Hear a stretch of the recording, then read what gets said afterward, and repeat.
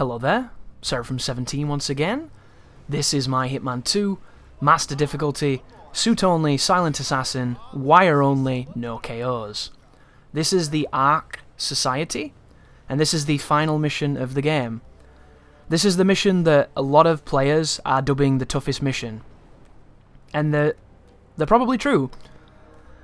I noticed when I was playing this on Professional that the enemies react to you on this level much quicker than they seem to react to you on the other ones.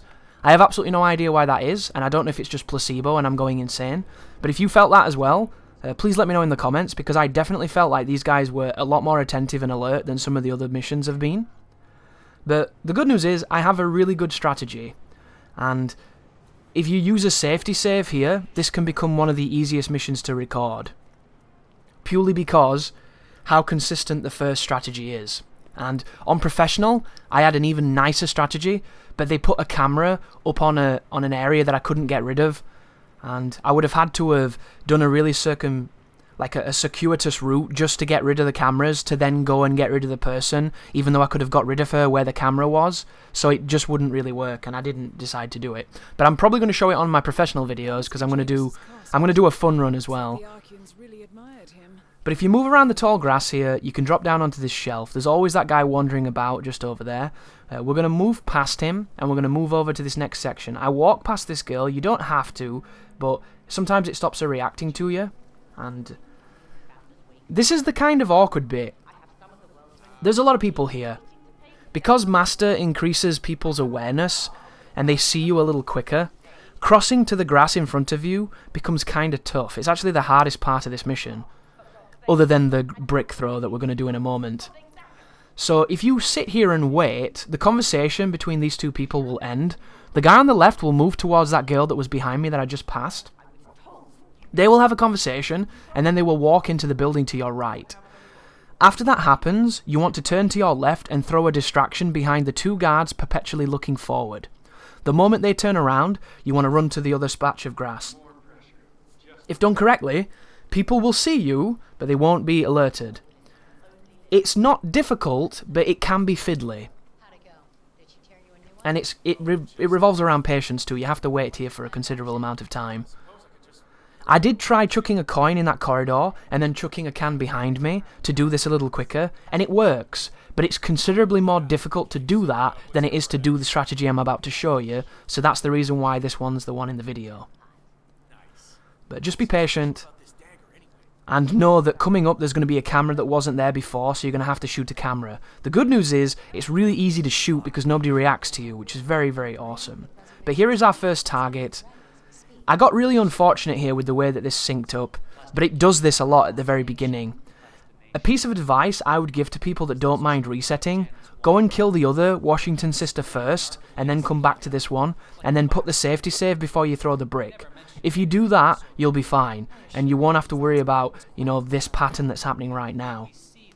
However, I tried to do that, and I got screwed later on by the most serendipitous bollocks you've ever seen, which was when I moved through the door coming up where the camera is, I bumped into Zoe because I wasn't looking at the map. Because I'm a moron. And I got really mad. But throw the brick, wait for them to turn. There's the turn, and then go for it. So you'll notice, two people kind of saw me, but were cool. Come over here, swap your shoulder, put your gun on, open the door, and then shoot the camera as you creep in. Take a shot every time I miss a camera. That's one shot. That's two shot. There you go. 2 shots. Please don't die. As you come through here, sprint immediately to the left and get in the freezer. And this is where the tricky section happens. So the strategy that you have to do here 1000% relies on you getting the bodyguard's attention with the brick in the right position, so that when you throw the coin and get the woman's position to be where you need it to be, the bodyguard can't see you. There's a nice little time lapse of us going forward to where she's coming. You need to watch this really slowly, guys, if you want to do this, because this is really precise. Note when I threw the brick, note where I threw the brick, note where her position was when I threw the brick, and note where I threw the coin. If done correctly, all of this will sync up beautifully, and no one will see you. If done incorrectly, it goes tits up. Pick up the detonator, and then all you have to do now, guys, is retread your footsteps to the area where the grass was, and we can go for the other sister. So I'm going to sprint into here. I'm going to reset the vision cone by going into the corner.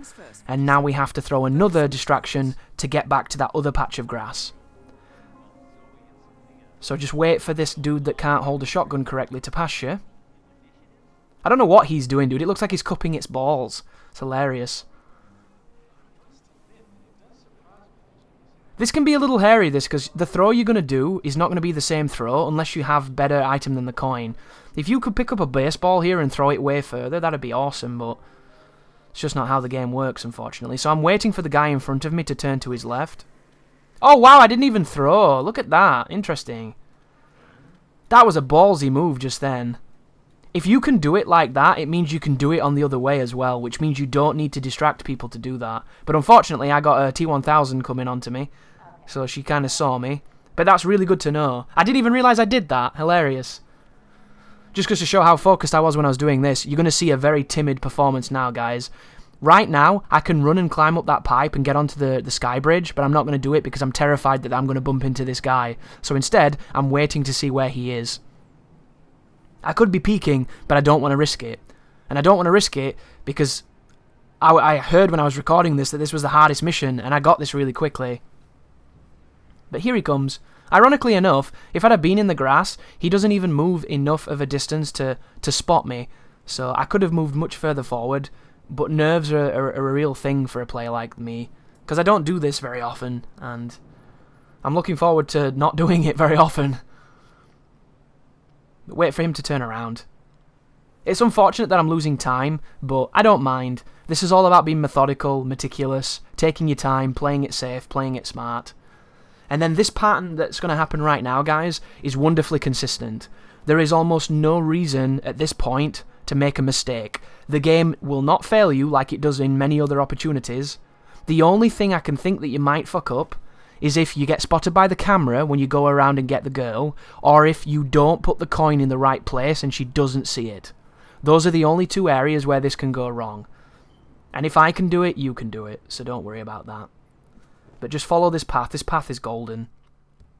Oh, another area where this might go wrong as well is there's one guy that patrols back and forth, so if you get lucky and you don't know his pattern, he might be a problem, but I've never had a problem with this room coming up. You'll notice he's going to walk towards the board as we got there, so we can just walk past all of these dudes and enter the next room. The next room is where we're going to kill the woman. So, next to this cupboard, if you put your coin down, you can get the lady to be distracted and walk towards it, and then you can dunk her in the cupboard. I completely forgot about the idea of placing coins until the other day in stream when Godfather Dictator reminded me. When I place things, I drop them. I don't place them using the place technique that you get taught about in the contracts area. So you'll notice that a lot of my strategies don't involve placing too many things. But in this instance, placing the coin like that is really, really good. So, major props to Godfather. And here we go. She enters the room, she sees the coin, and if you hug the left side of the sofa as you go past it, the camera will never see you. Hook her with the garrote. And then stick her in the cupboard. And then all you need to do now is enter this next room to my left and hug the left wall so the camera doesn't see you. And then you can climb out onto the balcony, and now we get to go home. So there we go. Just be careful, the camera's just above me right now. You don't want to ruin all of this progress by a sloppy mistake. And then we get to do some sidling. Wow, that looked choppy as hell, didn't it? That looked like I'd snuck an edit in there, which I didn't. It's just unfortunately the Xbox runs this game like shit.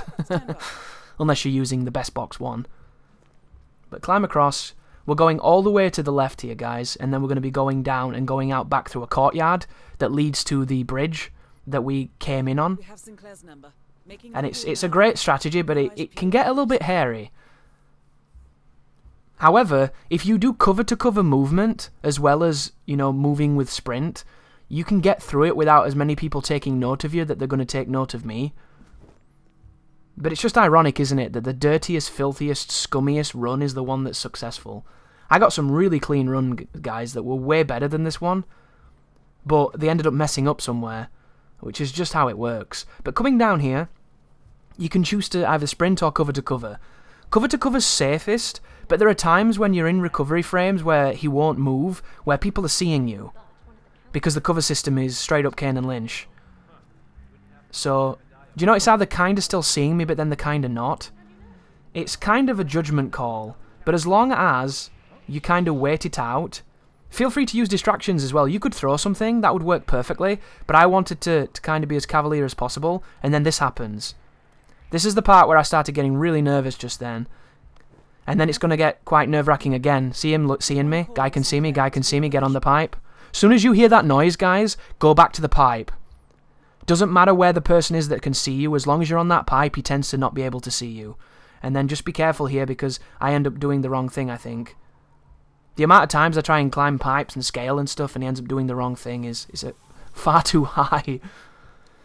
But move back towards the Stonehenge ceremonial Golgotha, whatever the hell you want to call this. I'm checking to see where he is, just to have a quick look. That's cool, should be fine. And then if you move over to the left, you can climb up this rock surface, and then you can go past the harp player. And be careful of the dudes patrolling. What were the chances, right, that I did this in order to have those two guys in the exact place I didn't want them to be? Those chances were quite small, weren't they? But I did it, because I'm magic like that. Then I notice a guy up there in the balcony. And then they're going to turn around, and then we can move forward. And I'm going to exit in a different manner here, because there's an exit that's closer than the one that I came in through. Once again, the reason I did that, folks, is purely because I wanted to be done with this level. When people I respect tell me this is the hardest one, and I'm on a good run, I want to get it done. And it is hard, this mission. It's very difficult. And one of the things that you're not going to really appreciate, guys, by watching these videos is just how hard this shit is. You're going to watch this, and you're going to think, wow, it looks easy. But if you try it, hopefully it'll work great, and it will be easy, but I can tell you, figuring it out and making it work, that was not easy. So I throw a distraction right here, and it's the worst distraction in the human history of distractions. Like, look at this bollocks.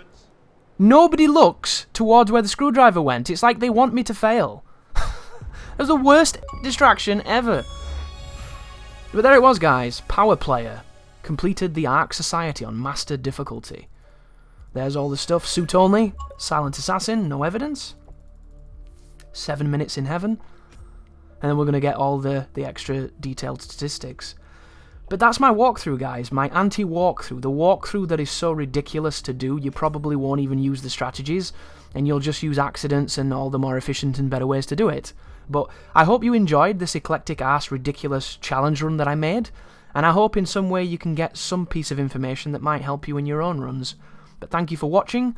Please look forward to more Hitman videos, because they will be coming. And as always, you take care now.